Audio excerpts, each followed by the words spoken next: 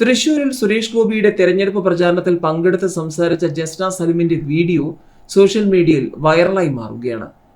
ഉണ്ണിക്കണ്ണനെ വരച്ച് ഗുരുവായൂരപ്പന്റെ ഭക്തരുടെ സ്നേഹാദരം ഏറ്റുവാങ്ങിയ ജസ്ന സലിമിന്റെ വാക്കുകളാണ് ഇപ്പോഴത്തെ പുതിയ ചർച്ചാ വിഷയം. സുരേഷ് ഏട്ടൻ ഒരു വാക്ക് പറഞ്ഞാൽ അതെങ്ങനെയും നിറവേറ്റുമെന്നുള്ളതിന്റെ തെളിവാണ് ആ കാഴ്ച ഞാൻ കണ്ടതാണ്.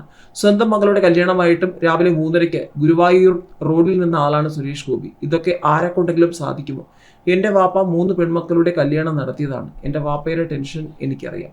ഏതൊരു മാതാപിതാക്കളായാലും ടെൻഷൻ ഉണ്ടാകും. കാരണം നമ്മുടെ കുട്ടി മറ്റൊരു വീട്ടിലേക്ക് പോവുകയാണ്. ആ ടെൻഷന്റെ ഇടയിലാണ് എൻ്റെ ആവശ്യം സുരേഷ് ഏട്ടൻ നടത്തിയത്.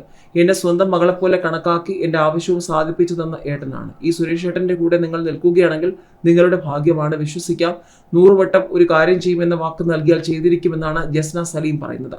പ്രധാനമന്ത്രിക്ക് താൻ വരച്ച ഉണ്ണിക്കണ്ണന്റെ ചിത്രം കൈമാറണമെന്ന് സുരേഷ് ഗോപിയുടെ ആഗ്രഹം പ്രകടിപ്പിച്ചപ്പോൾ അത് സാധ്യമായതിന്റെ സന്തോഷവും ജസ്ന മറച്ചുവെച്ചില്ല. അവിടെ കൊണ്ടും തീർന്നില്ല. സുരേഷ് ഗോപി നിങ്ങളുടെ ഹൃദയം എനിക്ക് വേണമെന്ന് പറഞ്ഞാൽ ഞാൻ കൊടുക്കും. അതാണ് ആ മനുഷ്യന്റെ കരുതലെന്ന് നടൻ ജോയ് മാത്യു.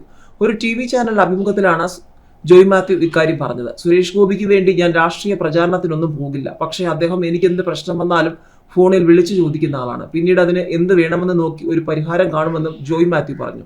സുരേഷ് ഗോപി ഒരു ബെസ്റ്റ് ഹ്യൂമൻ ബീയിങ് ആണ്. തൃശ്ശൂരിൽ പൊരിഞ്ഞ പോരാട്ടമാണ്.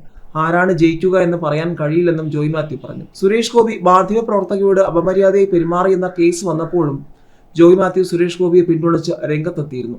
എതിരാളികളെ പെണ്ണുകേസിലും ഗർഭക്കേസിലും കുടുക്കി നാറ്റിക്കുക, ഇതിനപ്പുറം ഒന്നുമില്ല എന്നായിരുന്നു അന്ന് സുരേഷ് ഗോപിക്കെതിരായ സ്ത്രീപീഡന കേസിനോട് ജോയ് മാത്യു പ്രതികരിച്ചത്. ഇതിനിടെ CPMന്റെ അക്കൗണ്ട് മരവിപ്പിച്ചാലൊന്നും സുരേഷ് ഗോപി രക്ഷപ്പെടില്ലെന്നും ED വിചാരിച്ചാലും സാധിക്കില്ലെന്ന് പറഞ്ഞുകൊണ്ട് മുഖ്യമന്ത്രി പിണറായി വിജയനും രംഗത്ത് വന്നിരുന്നു.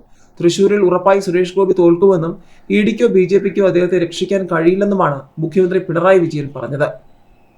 സുരേഷ് ഗോപിയുടെ ഗ്രാഫ് ദിനംതോറും കുറഞ്ഞു വരികയാണെന്നും ഞങ്ങളുടെ തെരഞ്ഞെടുപ്പ് പ്രവർത്തനം കെട്ടിവെച്ച കാശിന്റെ ഉറപ്പിൽ മാത്രമല്ല, ഞങ്ങളുടെ കയ്യിൽ കുറച്ച് കാശ് എല്ലാ കാലത്തും ഉണ്ടാകാറുണ്ട്, അത് രഹസ്യമല്ലെന്നും കേന്ദ്രത്തിന് നൽകുന്ന കണക്കിലും വ്യക്തമാക്കുന്ന കാര്യമാണെന്നും അതിൽ നിന്നും ഒരു ഭാഗം തെരഞ്ഞെടുപ്പിൽ ചെലവഴിക്കാറുണ്ട്. തൃശൂരിൽ ഉറപ്പായി സുരേഷ് ഗോപി തോൽക്കുമെന്നും EDക്കോ BJPക്കോ അദ്ദേഹത്തെ രക്ഷിക്കാൻ കഴിയില്ലെന്നാണ് മുഖ്യമന്ത്രി പറഞ്ഞത്.